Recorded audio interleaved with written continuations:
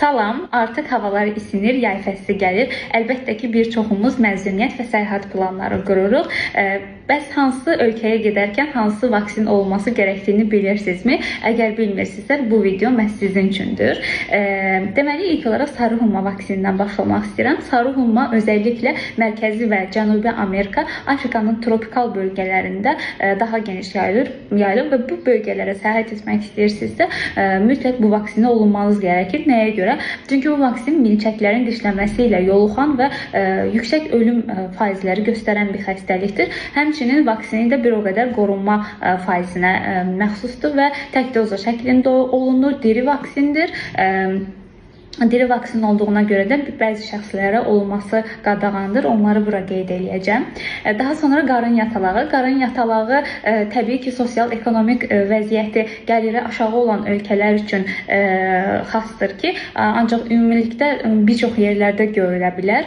Bu vaksinin qorunma ehtimalı o qədər də yüksək deyil. Ona görə də getdiyiniz yerlərdə mütləq qidalanmanıza, yediyinizə, içinizə diqqət etməniz gərəkir. Bu vaksin tək doz şəklində vurulur və 2 ildən bir təkrarlanır. Daha sonra meningit vaksini haqqında danışmaq istəyirəm. Özəlliklə Umrə və Həcc ziyarətinə gedəcəklər, Məkkə, Mədinəni ziyarət etməyi düşünən şəxslər üçün məcburi olaraq istənilir. Həm Kaniqa, həm polisəxarid forması var. Kaniqa formasını tərcih edirik, çünki həm 2 yaşın altında uşaqlara vurula bilir, həm yüksək qoruma sağlaya bilir, həmçinin də nazofarengeal daşıyıcılığın qarşısını ala bilir, həm də ki, yan etkilər, yəni əks təsirləri çox azdır. Ona görə biz bunu tərcih edirik. Hepatit B vaksini zorunlu deyildir hər hansısa bir ölkəyə səyahət üçün. Ancaq tibb personalısınızsa, hansısa bir ölkədə, özəlliklə Avropada yaşamağı və çalışmağı düşünürsünüzsə, mütləq hepatit B vaksini olmanız gərəkir.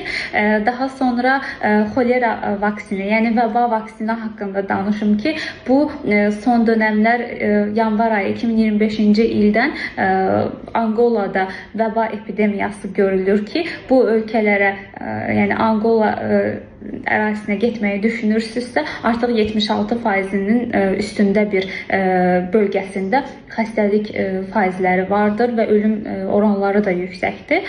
Ona görə də mütləq vəba vaksini olunmaq lazımdır və bu bölgələrə getməyi düşünürsünüzsə, yenə yediyimizə, içdiyimizə özəlliklə diqqət etmemiz gərəkir və bu vaksinin də təbii qorunması yüksək deyil, ancaq 2 doza şəklində olunur 2 yaşın üstündə şəxslərə və ikinci dozda 6 ay sonra 85-90% ehtimalla qoruma yarada bilir.